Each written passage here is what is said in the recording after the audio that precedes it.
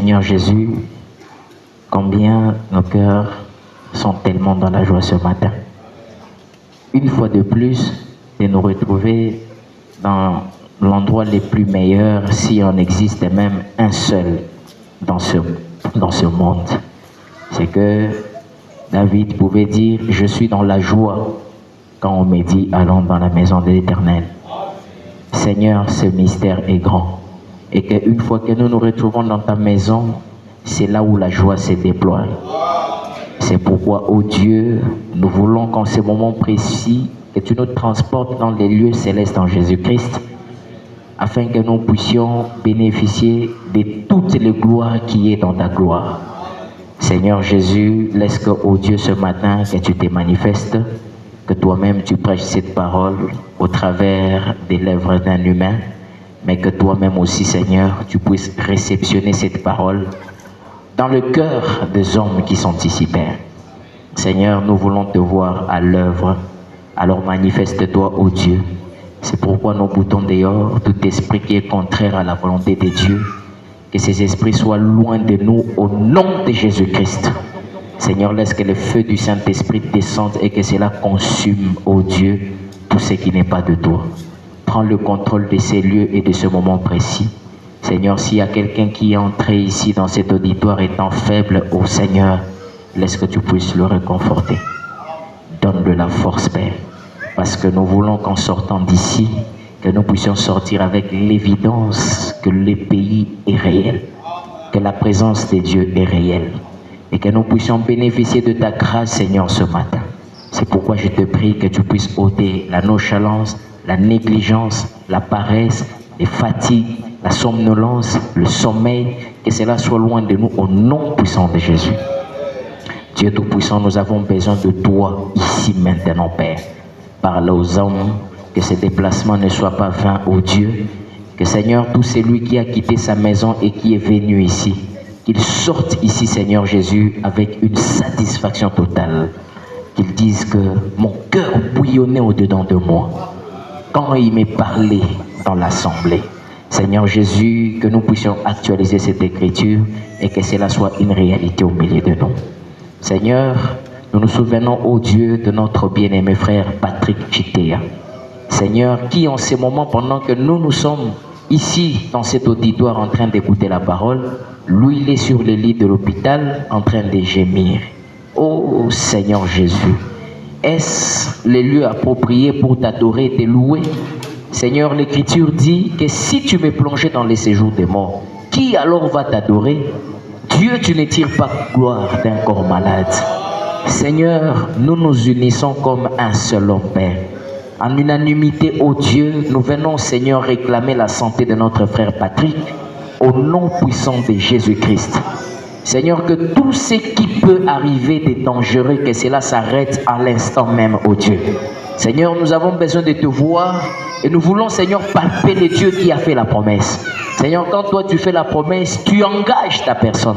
Seigneur, ce n'est pas comme nous les hommes. C'est pourquoi, oh Dieu, tu ne peux pas, Seigneur, faillir à ta promesse. Tu as dit, je suis Jéhovah qui te guérit de toutes tes maladies.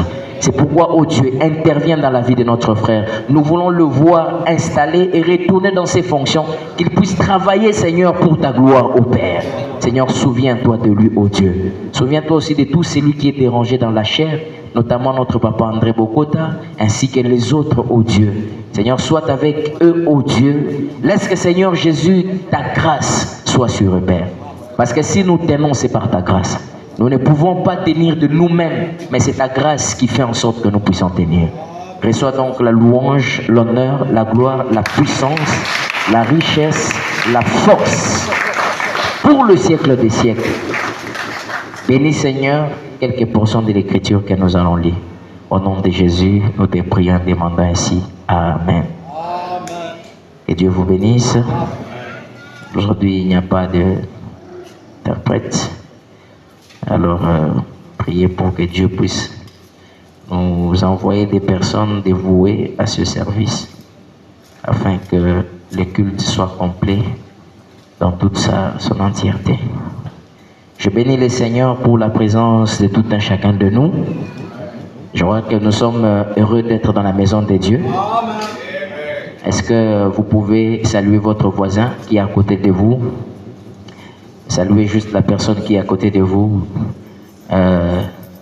Dites-le bienvenue dans la maison de notre Père. Dites-le bienvenue dans la maison de notre Père. Amen. Alors regardez-le encore. Dites-lui que vous êtes un fils de Dieu restauré.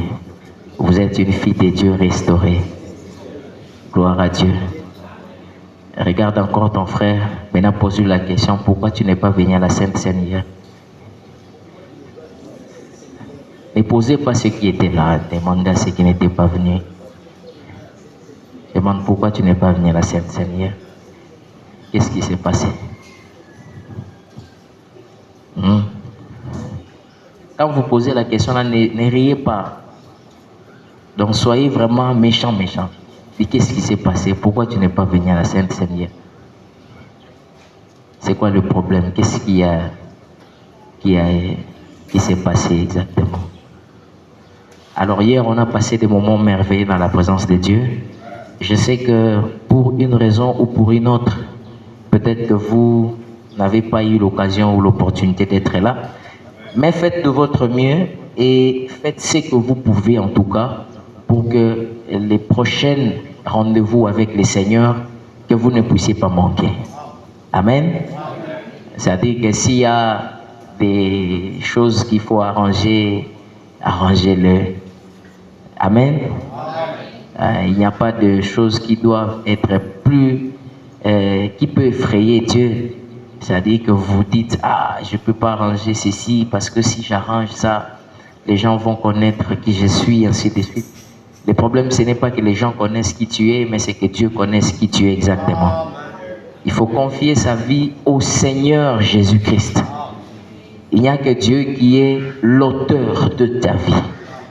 Et ce que les gens disent, ça m'est égal, mais que Dieu puisse être satisfait au service que je rends pour lui. Que Dieu soit content de ce que je fais pour lui. Moi, je peux être d'accord, content, je dis que non, le frère, c'est un bon frère. Mais est-ce que Dieu aussi peut faire ce témoignage? Si je le fais à mon niveau et que ça se limite à moi, je peux dire, cette sœur est une bonne sœur, ce frère est un bon frère. Mais si Dieu ne le témoigne pas, donc ça sera juste des paroles pour être des paroles. Mais qu'il faut que Dieu puisse témoigner de vous. Amen. Ne soyons pas des chrétiens figurants ou des chrétiens apparents simplement. Nous sommes là, comme le prophète le dit. Vous savez, Frère Branham dit que lorsque vous ne prenez pas la Sainte Seine, vous témoignez aux yeux du monde que moi ici, la sœur que vous voyez, je vous donne l'impression que je suis votre sœur, mais je ne suis pas votre. Moi, les frères ici que vous voyez, vous pensez que je suis votre frère à l'église, mais en réalité, je ne suis pas votre frère. J'ai à moi ma vie en dehors de ce que vous me voyez. C'est ce que Frère Branham dit. C'est-à-dire que vous témoignez publiquement que je ne peux pas m'identifier au christianisme. Mais physiquement, vous pouvez croire. Mais si aujourd'hui on dit, bon, on vous condamne comme chrétien, vous êtes condamné comme chrétien, condamné comme on condamne les gens en prison, est-ce qu'il y aurait assez d'accusations qu'on peut porter sur vous pour dire qu'on peut vous condamner comme un chrétien? Il y aura assez de charges qu'on peut poser sur vous pour dire que non, lui on le condamne comme chrétien.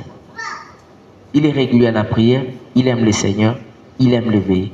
Il participe à la table du Seigneur, il croit à la parole, il croit à Frère Branham.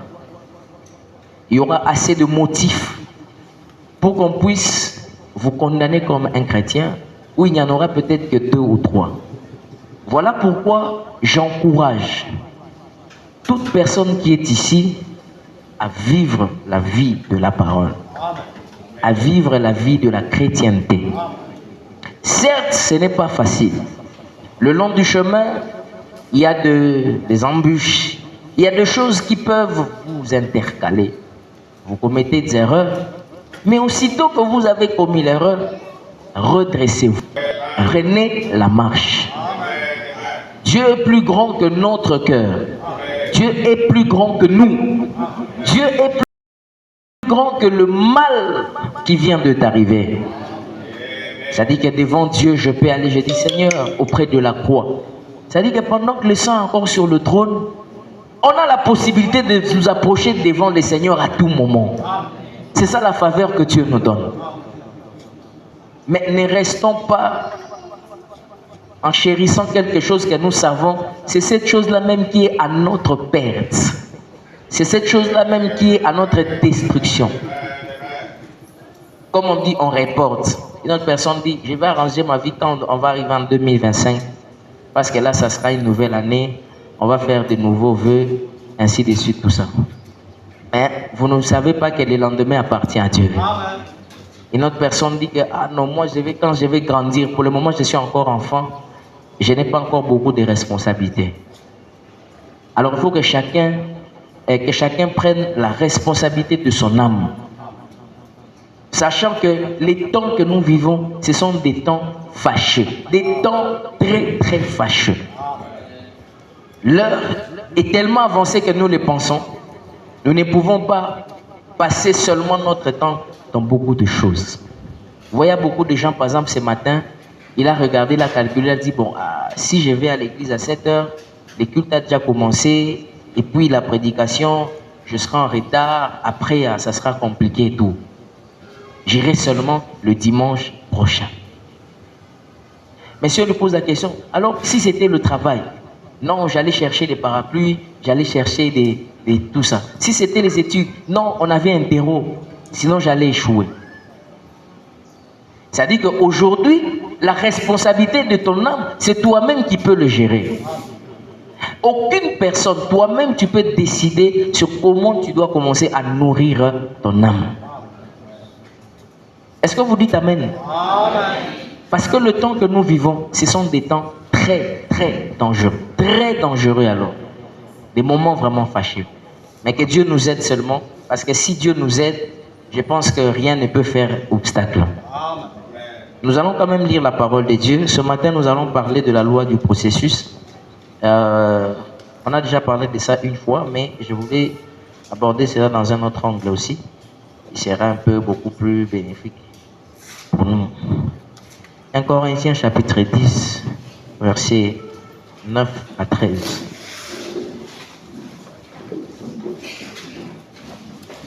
« 1 Corinthiens chapitre 10, verset 9 au verset 13.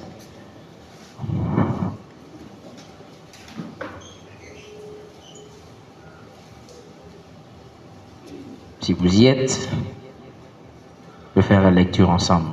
Donc chacun ait sa Bible. Ne regardez pas à gauche, ne regardez pas à droite. Lisez et vos regards sur la parole de Dieu.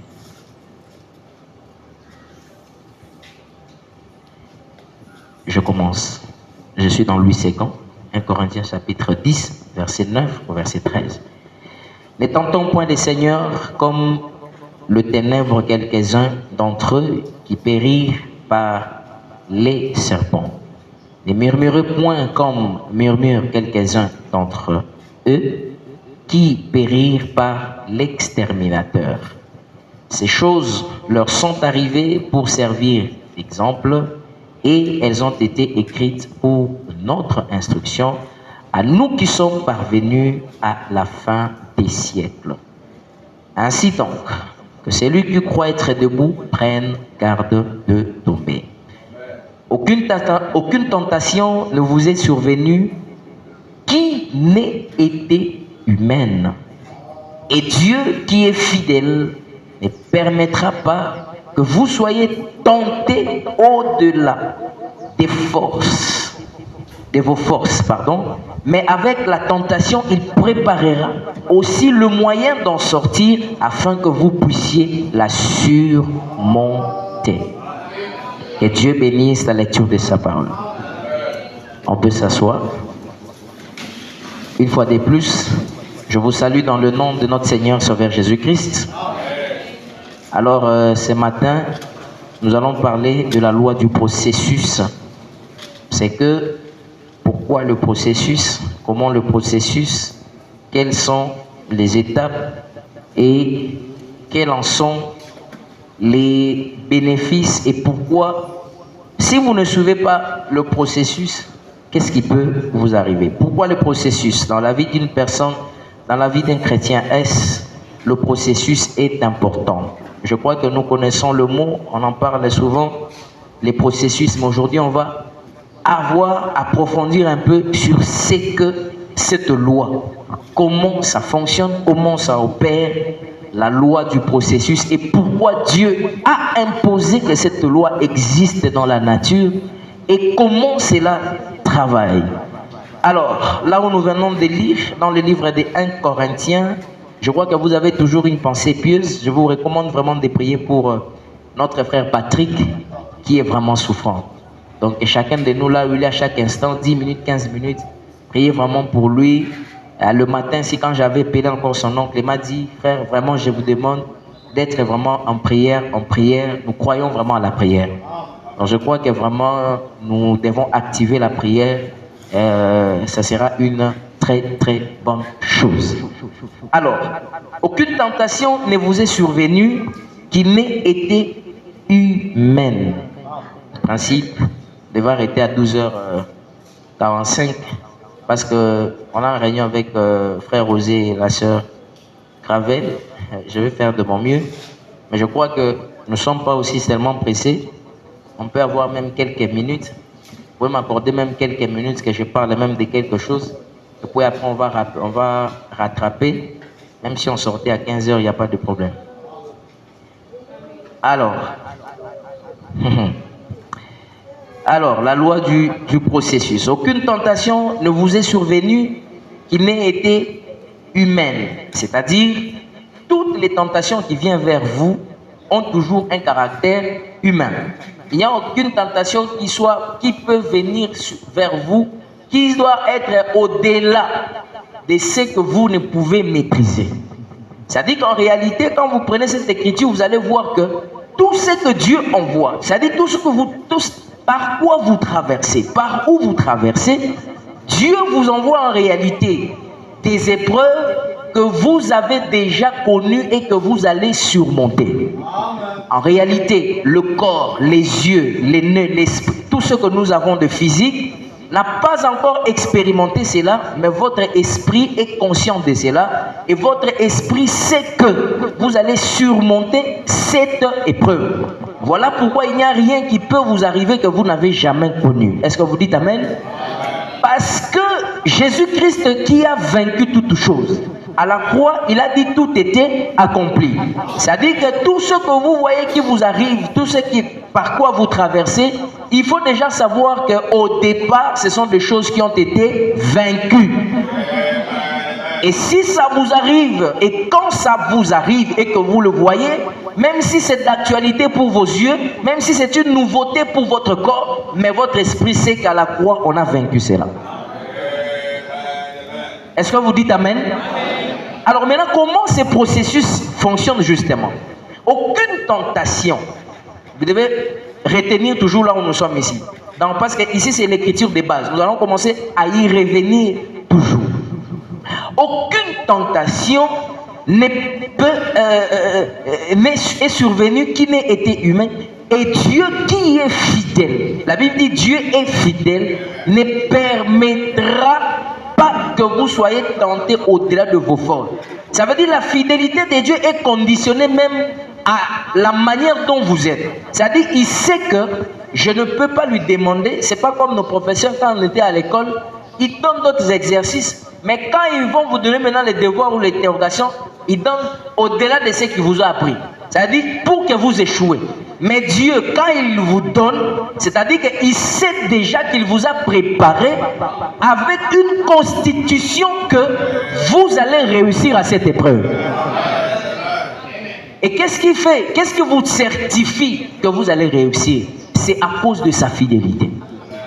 Donc ça veut dire qu'il est tellement fidèle à sa parole. Il ne peut pas vous tromper. Dieu ne peut pas vous duper. Parce qu'il ne l'a jamais fait, ni avec ceux de l'Ancien Testament, ni avec ceux du Nouveau Testament. Donc comme Dieu ne connaît pas les mensonges, il ne sait pas mentir, même si quelque chose vous arrive, vous n'allez pas dire « Seigneur, tu m'as abandonné ». Non, il sait que vous allez vous en sortir. Il veut au moins que vous puissiez traverser par là pour que vous puissiez tirer des notions de ce que le processus peut faire de vous, afin que lorsque vous serez de l'autre côté de la rive, que vous puissiez apprécier chaque moment que vous allez avoir.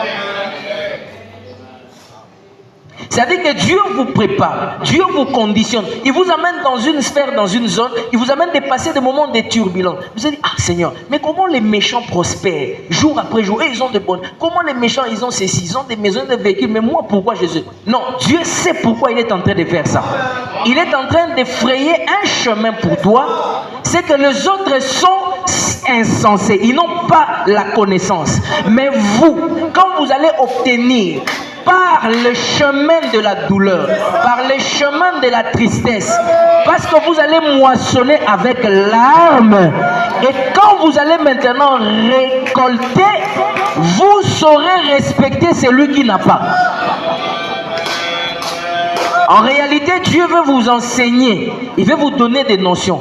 Il vous dit, écoute, c'est-à-dire que tu traverses par ici pour savoir comment considérer les autres. C'est pourquoi Jésus-Christ devrait s'humilier jusqu'à l'humiliation la plus grande.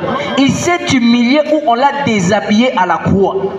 Personne d'entre nous ne pouvait l'accepter. C'est pour que maintenant, quand il sera élevé, quand il sera maintenant au-dessus, à la droite du Père, que le Père puisse te dire, tu dois comprendre cela, parce que tu es passé par là. C'est-à-dire quand une personne tombe, il commet les péchés, il commet l'adultère, il ment, il vole, toi par ton sang, tu sauras les racheter.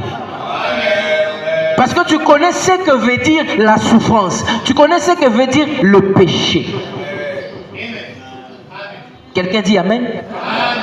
Et quand vous passez par ces processus, il ne faut pas insulter Dieu.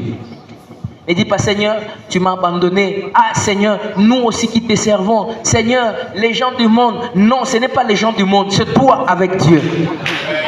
Dieu peut te laisser passer par ces moments, mais il est en train de te durcir. Il est en train de te rendre fort. Il est en train de te rendre capable. Il sait jusqu'où il t'amène. C'est pourquoi il te châtie. C'est pourquoi il te fouette. Et la Bible dit que les jugements commencent à la maison de Dieu. Est-ce que vous dites Amen? Les jugements, quand vous venez ici, vous sentez que paf, les jugements, c'est ça le jugement pour vous. Vous n'aurez pas de jugement, mais c'est vous qui allez juger le monde.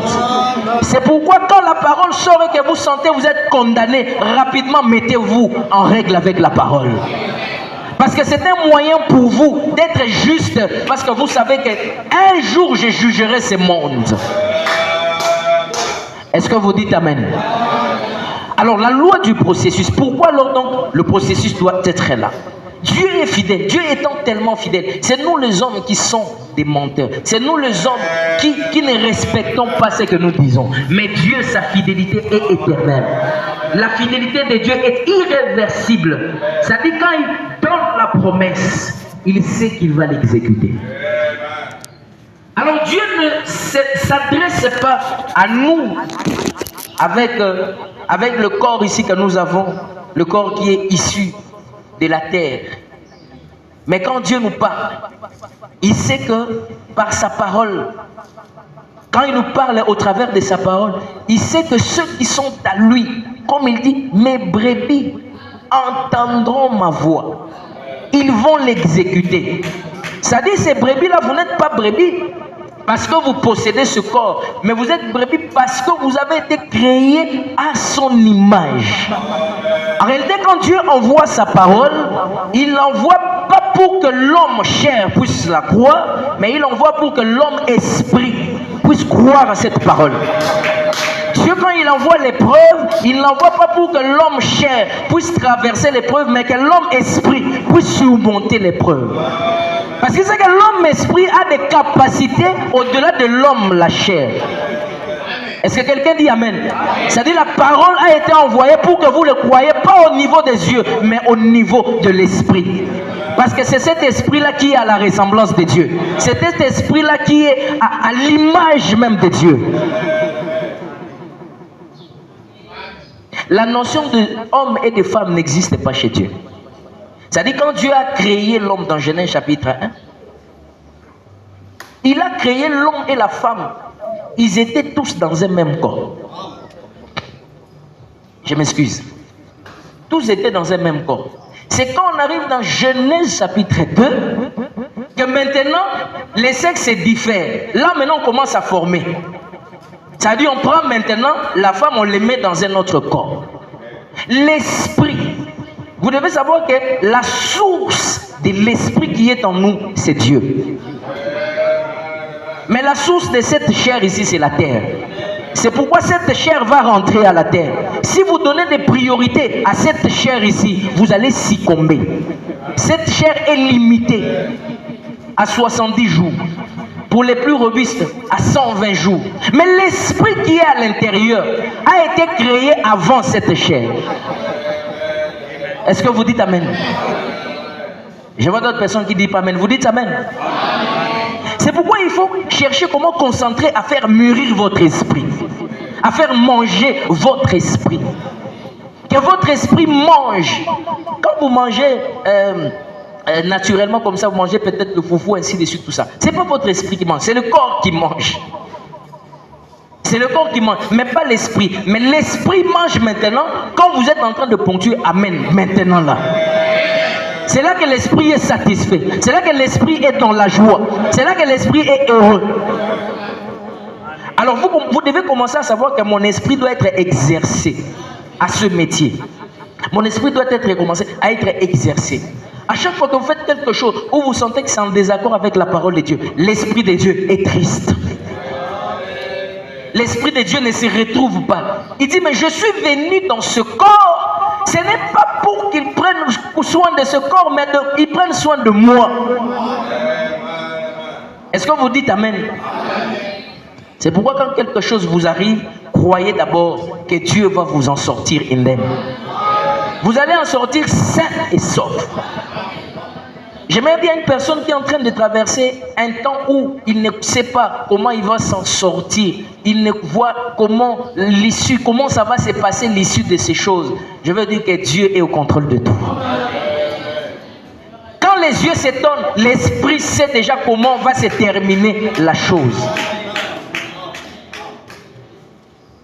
C'est pourquoi il faut être axé à ce que vous puissiez faire exercer votre esprit. Vous devez comprendre que le domaine dans lequel nous opérons, le domaine que nous sommes en train de parler, ce n'est pas un domaine charnel, mais c'est un domaine surnaturel.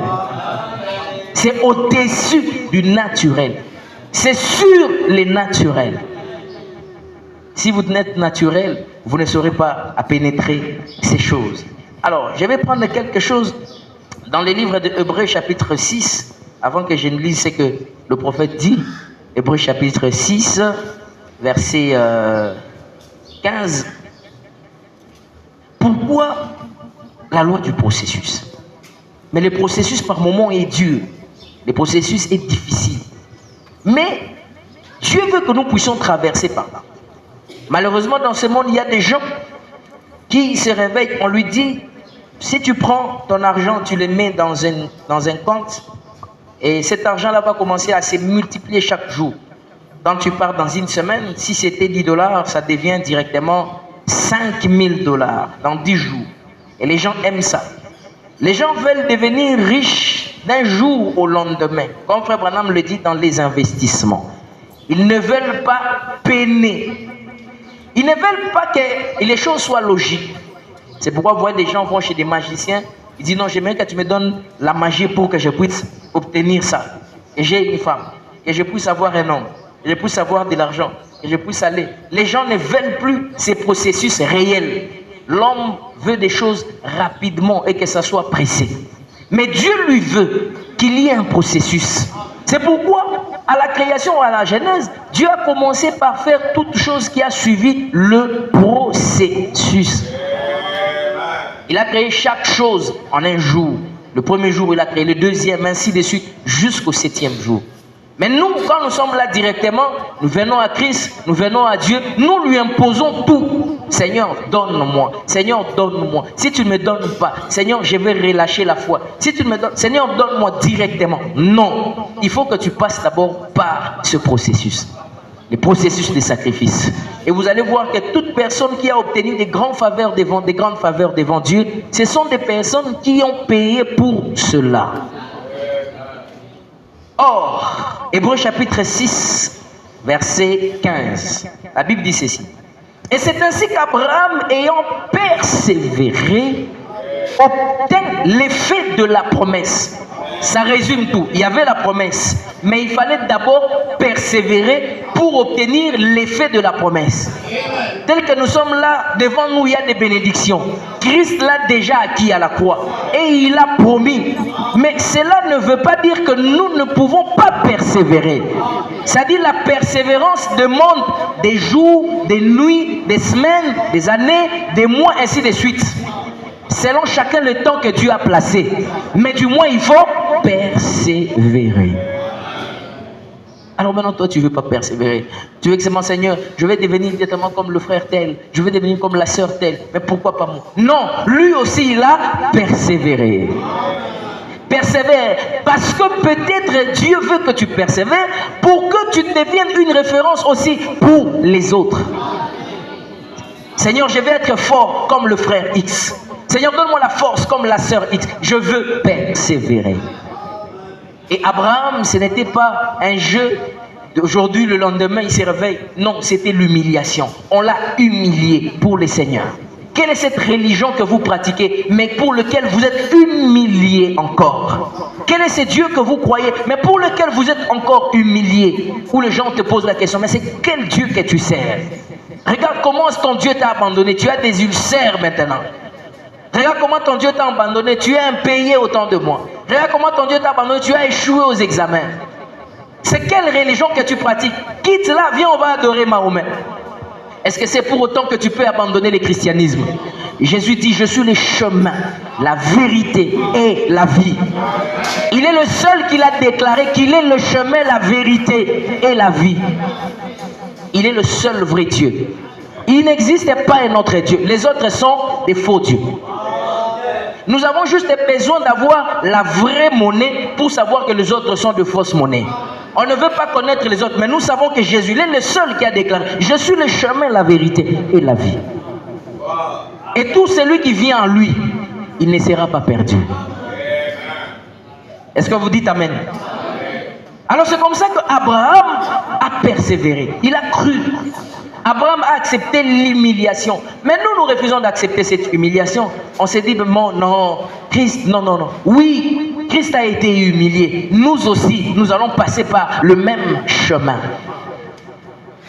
Abraham a été humilié. On l'a insulté à cause de la religion qu'il pratiquait. Les gens lui ont dit que c'est insensé. Une personne qui a cet âge-là, médicalement parlant, il ne peut pas avoir des enfants. Mais Abraham croyait à ce qui était impossible.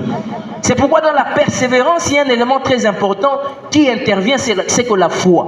C'est-à-dire, avec Dieu, on ne croit pas Dieu comme si on le voyait.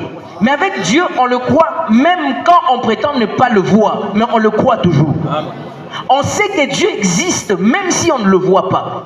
On croit à son omniprésence, à son omniscience et à son omnipotence.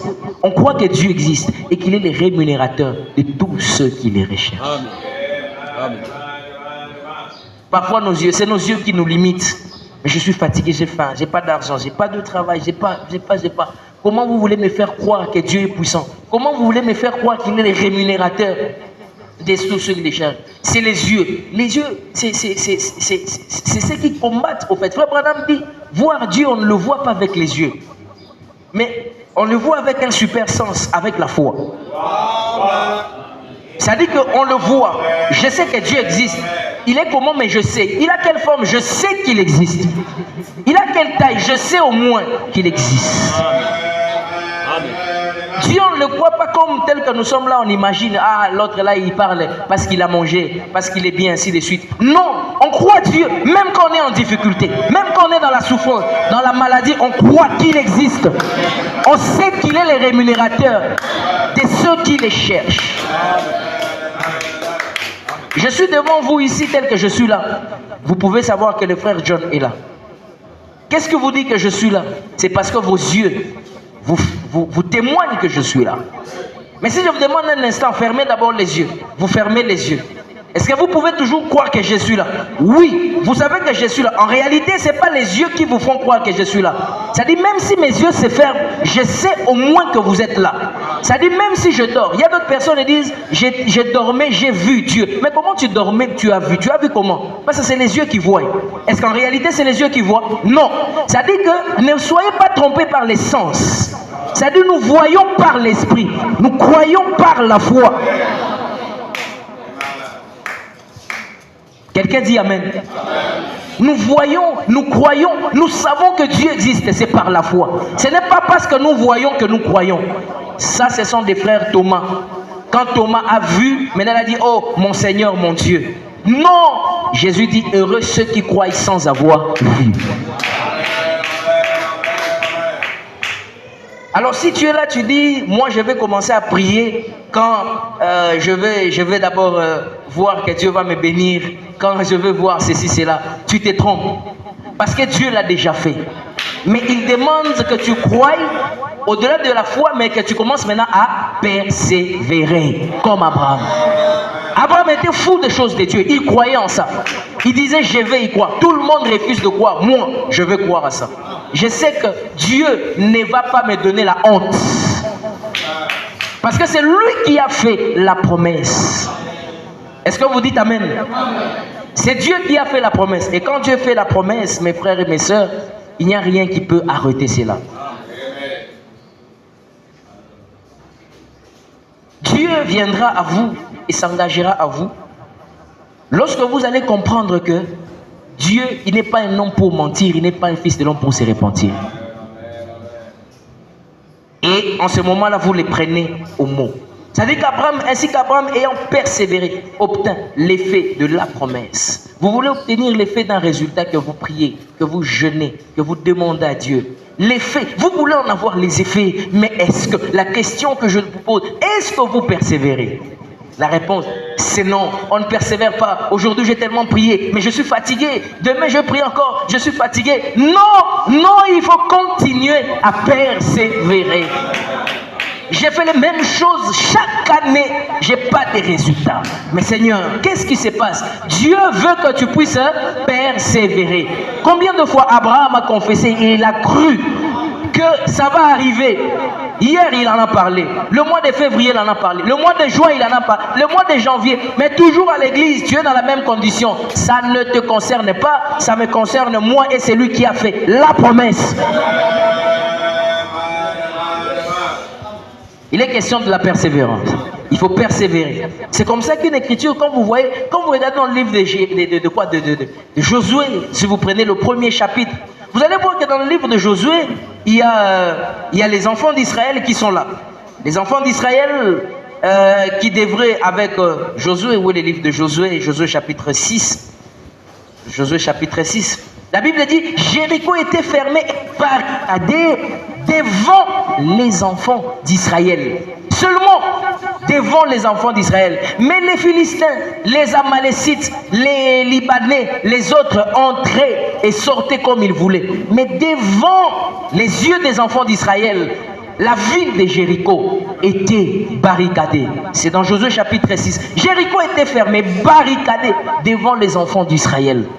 Mais si vous arrivez au verset 2, la Bible dit, l'Éternel dit à Josué, vois, je livre entre tes mains Jéricho et son roi. Il allait voir avec quoi? Il devait voir avec quoi? Parce que Jéricho était barricadé. Lui, il allait voir avec quoi? C'est comme maintenant quelqu'un qui est là, je ne sais pas quel besoin que vous avez, je vous dis, ok d'accord, Recevez, vous avez eu, regardez comment vous êtes devenue une femme entrepreneur. Vous avez beaucoup d'argent. Où est l'argent? Vous savez quoi? Vous avez dit non, ces prédicateurs-là, aujourd'hui les prédicateurs sont sentimentalistes, ils parlent des choses, Dieu lui a dit ainsi de suite, tout ça. Mais Dieu lui a dit voir, il devait voir avec quoi? Pendant que Jéricho était fermé, il fallait qu'il fasse un processus. D'abord, il devrait croire. La première des choses, quand Dieu donne la promesse, la parole de Dieu, vous ne devez pas le voir comme des écritures. La parole est attachée aux grandes choses. Quand Dieu parle, il s'engage et il engage la nature. Il engage l'univers. Il n'est pas comme nous les humains, quand nous parlons, nous engageons notre bouche simplement. Et quand on vient te demander des explications, tu fouilles. Mais Dieu, quand il parle, il engage sa personne. Il dit que je ne suis pas un homme pour mentir, ni un fils de l'homme pour se repentir. Je n'ai pas trompé Abraham, mais vous, comment je vais vous tromper? Alors Dieu le demande, il dit, dans le verset premier, il dit, vois, je te livre. Josué devrait voir. Josué dit, mais mes yeux voient que Jéricho a des forteresses. Mais Dieu les a demandé quelque chose. Il a dit, tu veux voir comment je vais te demander de livrer? Fais quelque chose de bizarre. La chose bizarre, c'était de répéter les mêmes choses autant de fois, les mêmes choses, en répétant les mêmes choses. C'est en ce moment-là que les résultats et les faits de la bénédiction devraient être palpables. Qui répète les mêmes choses que Dieu demande? Nous sommes fatigués. J'ai beaucoup prié. Moi, les choses de la prière, j'ai commencé depuis 1999. Les choses de la prière, nous, quand nous avions cru, c'était, mais aujourd'hui, nous vous laissons aussi le temps de prier. Vous priez, nous sommes fatigués de prier. Non, ce n'est pas comme ça. Faites les mêmes choses autant de fois que vous pouvez les faire, en persévérant. C'est comme ça que vous allez obtenir les résultats de la bénédiction. Les résultats de la bénédiction. Ne vous fatiguez pas de venir au culte. Ne vous fatiguez pas de chanter les mêmes cantiques. Les chants que vous voyez que nous chantons ont de l'onction. Quand vous chantez cela, même quand vous coulez la lessive, vous allez voir, il y a l'onction qui se transforme, qui se dégage autour de vous. Même quand vous travaillez, chantez les mêmes cantiques. Frère Branham nous les a recommandés. Nous n'en connaissons pas d'autres. Si nous avait donné d'autres chansons, on aurait dû aussi chanter. Mais comme on ne connaît pas les autres là qui nous a recommandés, on se limite à sa vision à lui. Il nous a dit, ça je vous recommande. Ce sont les cantiques inspirés. Nous aussi, comme nous croyons en Frère Branham, il y a des gens qui croient en Frère Branham ici. S'il y a des gens qui croient en Frère Branham, mettez d'abord la main les gens. Des gens qui croient au prophète. Voilà. Ce sont ces gens-là qui croient à Frère Branham comme ceux qui croyaient en Moïse. Moïse, malgré qu'il était parti, malgré que Dieu l'a retiré de la scène, malgré que Dieu a retiré la colonne de feu, mais de génération en génération, on lisait toujours Moïse. On croyait en Moïse à cause de la grandeur, des effets que Dieu, oh là là, des effets que Dieu a fait avec Moïse. Les gens n'en revenaient pas. Il disait, un homme qui rencontre Dieu, qui n'est pas mort. Nous mourrons, mais lui n'est pas mort. Et les gens lisaient Moïse. Et nous aussi, nous avons la lettre écrite. C'est vivant. Chaque fois que nous lisons cela, c'est d'actualité. On ne se fatiguera pas de prêcher Dieu dans la chair humaine. Ça devient toujours de l'actualité chaque fois que nous en abordons. On ne se fatiguera pas. Vous voyez même la Bible ici telle que la Bible est là. Si vous prenez par exemple Matthieu, c'est la répétition de Luc. Luc, c'est la répétition de Marc. Marc, c'est la répétition de Jean. Jean, Actes, c'est la répétition de Romain. Romain, c'est la répétition. Est-ce que c'est pour autant que nous sommes fatigués de la Bible? Les mêmes choses faites-les autant de fois.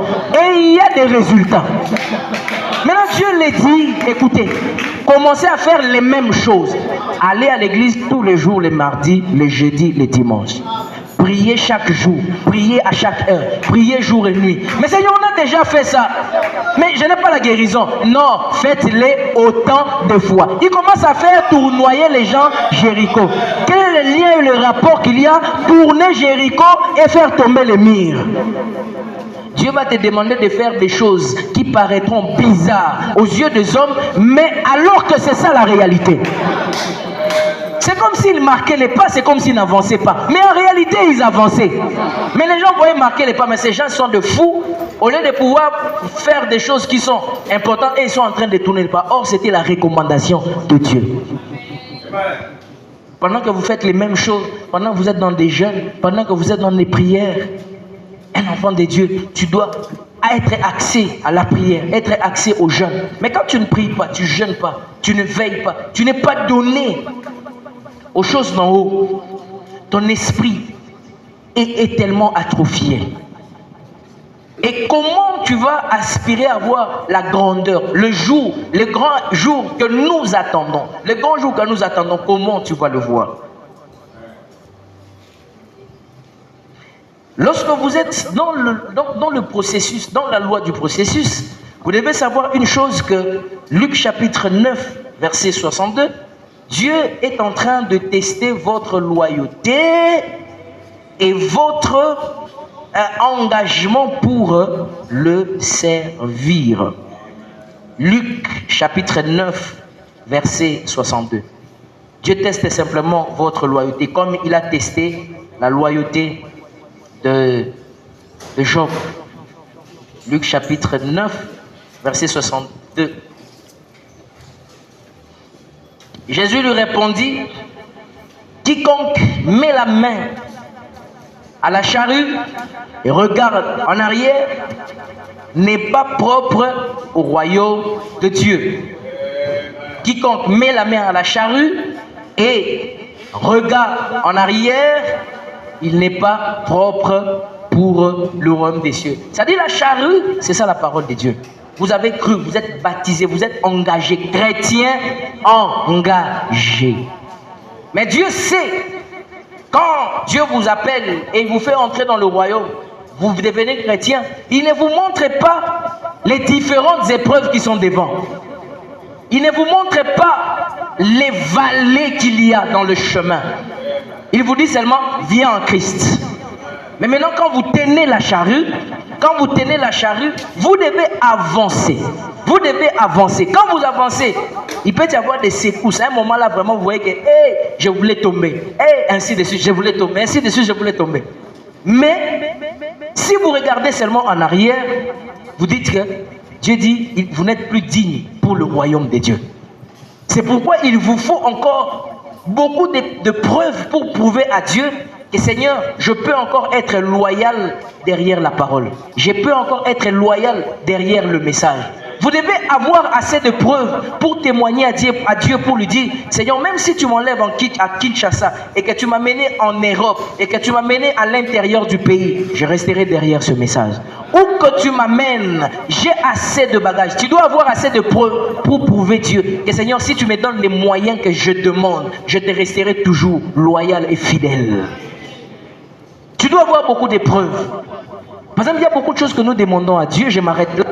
Beaucoup de choses que nous demandons à Dieu, Seigneur, donne-moi ceci, donne-moi cela, donne-moi ceci. Mais est-ce que tu as assez de preuves pour prouver à Dieu que s'il te donnait ça, tu resteras fidèle et loyal? Que tu ne vas pas perdre la loyauté. Que tu resteras au moins fidèle. Il y a d'autres personnes qui ont obtenu certaines faveurs de la part de Dieu, après ils ont renié la foi. Après ils ont oublié. On commence à chercher la sœur. Sœur, tu ne te vois plus pourquoi? Non, je ne me vois pas à cause de la bénédiction que Dieu m'a donnée. Quelle insulte devant Dieu.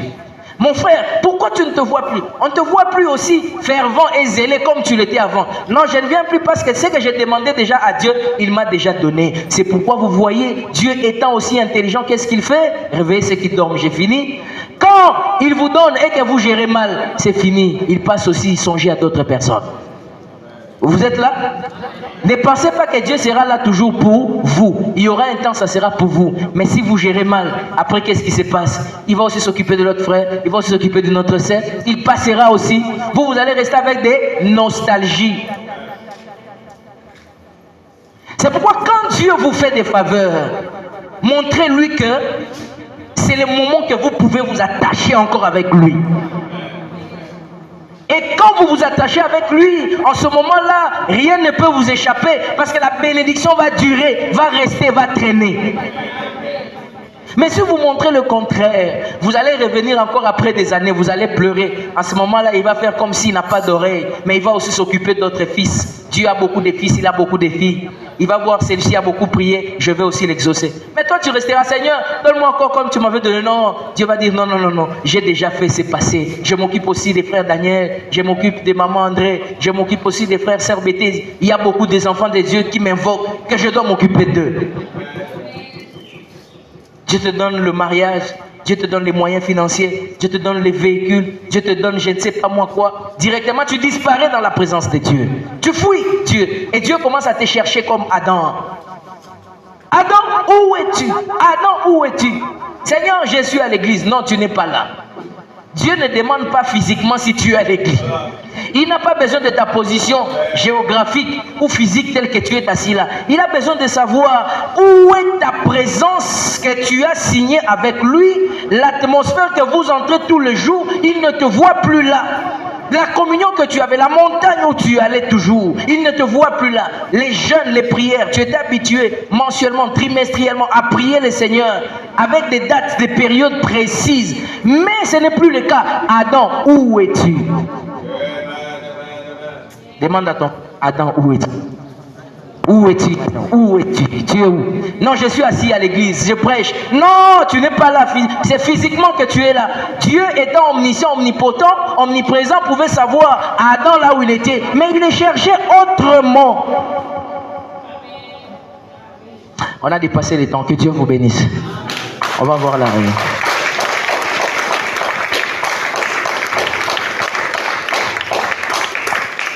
On va se tenir debout, nous allons chanter un cantique. Nous avons une réunion importante qui parle de la gastronomie et ainsi de suite que nous devons apprendre. Lève-moi, Seigneur, que je me tienne par la foi sur les plateaux du ciel, la plus haute plaine jamais trouvé. Place-moi, Seigneur, au lieu. Oh, lève-moi, que je me tienne par la foi sur les plateaux du ciel, la plus haute plaine jamais trouvée. Passe-moi, Seigneur,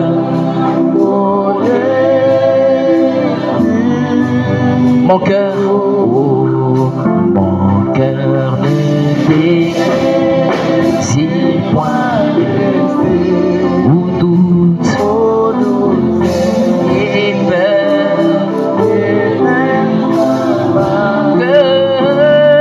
Chacun reste où il a. Je prie visant les lieux plus. Oh, lève-moi. Oh,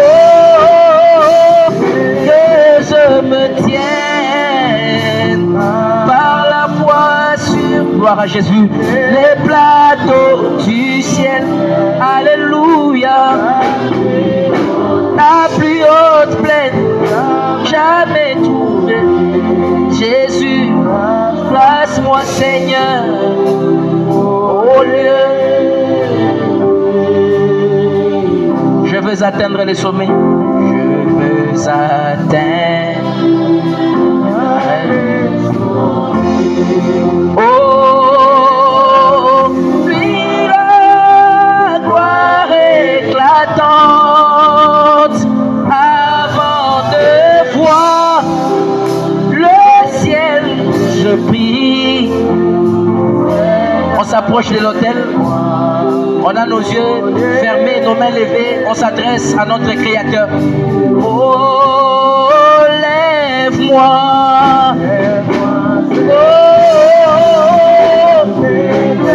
Je me tiens à la foi. Praise God. d'eau du ciel, la plus haute plaine. On élève les mains, on élève nos voix. Oh Dieu, oh les voix, Jésus, je me tiens par la foi sur les plateaux du ciel, la plus haute plaine. Jamais trouvé Jésus. Oh Dieu,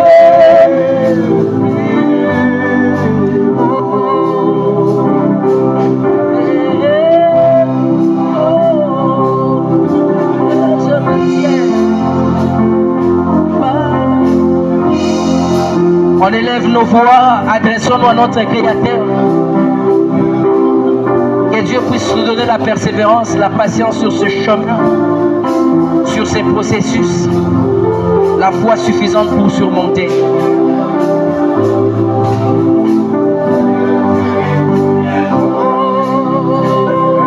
Près de toi, près de toi, près de toi, oh, près de toi. Pendant mon pèlerinage, laisse-moi marcher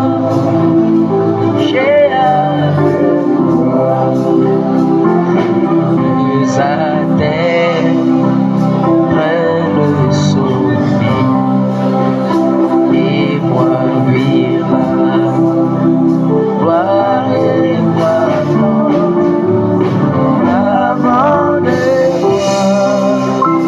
Le ciel,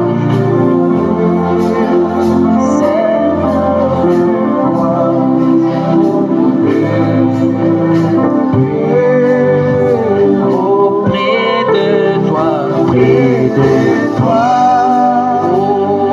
près de toi, près de toi, près de toi, oh, près de toi, oh, pendant mon pèlerinage, laisse-moi marcher avec toi. Ma prière ne sera jamais pour les plaisirs. Oh, de je souffrirai. Je sourirai avec joie. Laisse-moi, je veux marcher avec Jésus près de toi,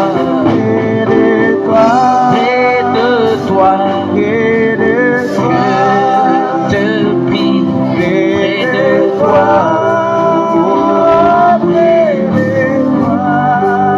Oui, moi, oui, je sourirai avec toi.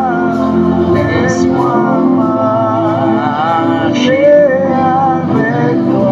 Oh, guide-moi dans la vallée, sur les vagues de la vie, et sur les vagues de la vie. Oui, sèche-moi, oui, sèche dans la vie éternelle. Entrez avec toi, Seigneur, et de toi, et de toi, et de toi, et de toi, et de toi.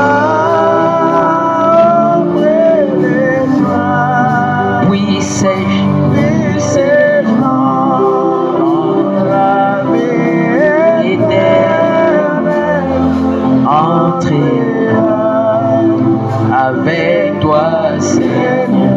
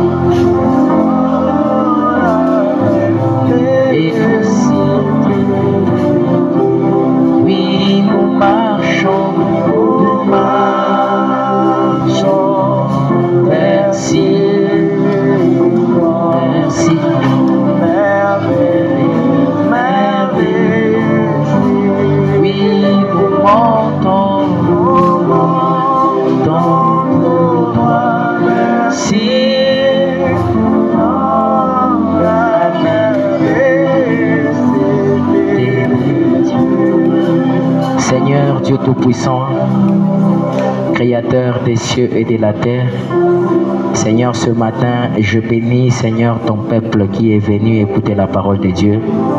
Seigneur, nous sommes venus, Seigneur, pour devenir des meilleurs citoyens comme ta parole le dit.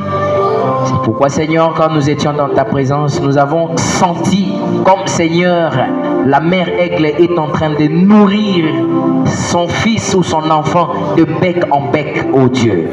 Et nous avons, Seigneur, mangé la parole de bec en bec, qui est une nourriture chère, fraîche pour nous, ô Père. Et Seigneur, nous sommes contents de la parole. C'est pourquoi nous te disons merci, Père. Nos âmes et nos esprits sont tellement dans la joie ce matin, parce que, Seigneur, tu nous as identifiés à cette parole. Nous nous sommes retrouvés, Seigneur, lorsque tu nous parlais en chemin. Et le chemin, Seigneur, c'était dans ta présence ce matin, Père. Nous avons écouté, Seigneur, ta parole, qui est une vérité infaillible pour nous. Seigneur, nous venons nous adapter. Seigneur, nous ne voulons pas des personnes qui sont pressées, mais nous voulons faire des choses aussi avec empressement lorsque tu nous les demandes de le faire.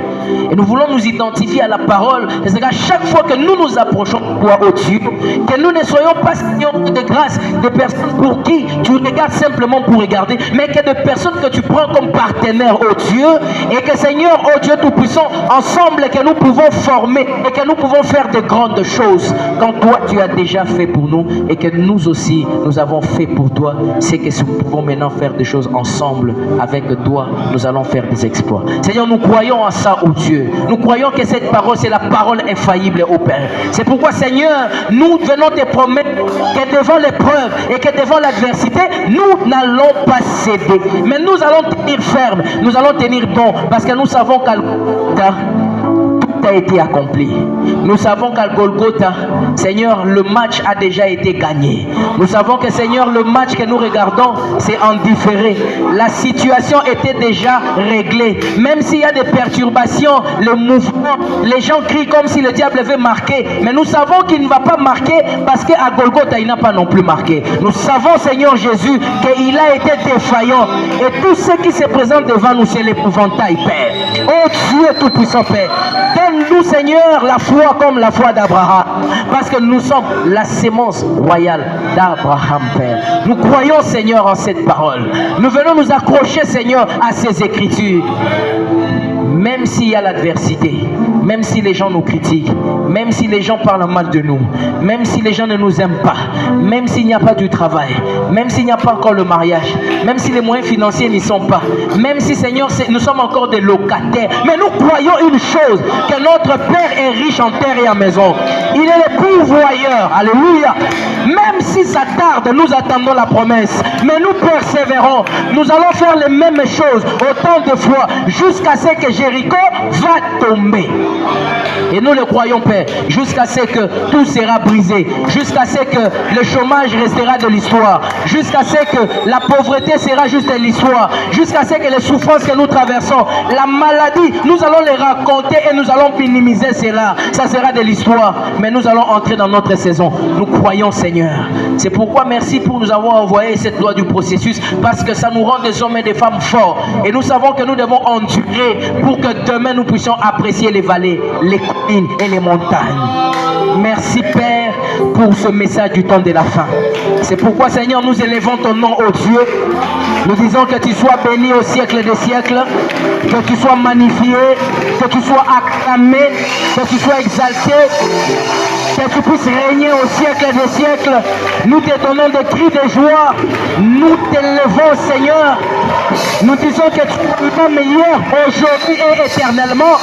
Ta parole ne connaît point d'échec. Nous croyons, pas parce que nous voyons, mais nous croyons parce que c'est vrai. Parce que ça existe, Seigneur. Notre foi nous témoigne que dans notre profondeur, il y a quelque chose qui est plus grand que ce que nous pouvons voir. C'est pourquoi, Seigneur, nous rentrons à la maison avec nos deux mains victorieux. Nous disons que nous sommes plus que vainqueurs. Nous disons que nous avons possédé les portes de l'ennemi. Nous sommes entrés, nous avons arraché. Le pays est vrai, le pays existe. En voici les évidences. En voici les résultats. Mais au-delà de tout, Seigneur, tu veux que nous soyons des personnes loyales. que nous te promettions, Seigneur, même si tu nous donnes des milliards d'argent, nous revenons toujours à tes pieds. Même si tu nous bénis comment, ta parole reste l'absolu. Même si nous sommes élevés comment, même si nous obtenons ce que nous te cherchons maintenant, ça sera toujours le message ou rien. Nous allons nous accrocher à la parole. Seigneur, ça là tu peux en être sûr, que nous comptons sur toi et que tu peux aussi compter pour nos pères. Merci Seigneur pour le message. Merci Seigneur pour cette parole. Merci Seigneur pour les déplacements de tout un chacun de nous. Nous avons Seigneur bravé la pluie alors que les autres ont eu peur. Mais nous avons bravé. Parce que nous savons Seigneur qu'est-ce que nous cherchons en venant ici Père. C'est pourquoi en sortant d'ici nous ne sommes plus les mêmes. Parce que nous sommes passés par la croix et nous avons obtenu quelque chose. Et la Bible dit Seigneur que tout celui qui passe par la croix ne peut plus rentrer la même personne. Parce que quelque chose se passe dans son cœur. Merci Seigneur pour William Marion Branham. Parce que c'est lui le grand professeur de l'âge. Il n'y a aucune intelligence qui surpassera ce que toi tu as fait dans cet âge comme dans cet homme, la Père. Nous te bénissons pour notre précieux frère. Parce que s'il n'était pas venu, comment pourrions-nous entrer en contact avec ces choses, Père? Merci de nous envoyer un homme aussi humble comme ça, qui a déversé des profondeurs, mais avec beaucoup de simplicité. Béni sois-tu à jamais. Nous remettons le retour à la maison entre tes mains. Seigneur, la petite réunion et le petit entretien que nous aurons tout à l'heure, que cela nous soit bénéfique pour la gloire du Père. Nous te prions ainsi, Père, alors que tu vas aussi te souvenir des dîmes et des offrandes que nous t'avons apportées. Pour la gloire du Père, exauce nos prières, Seigneur, au nom de Jésus. Amen.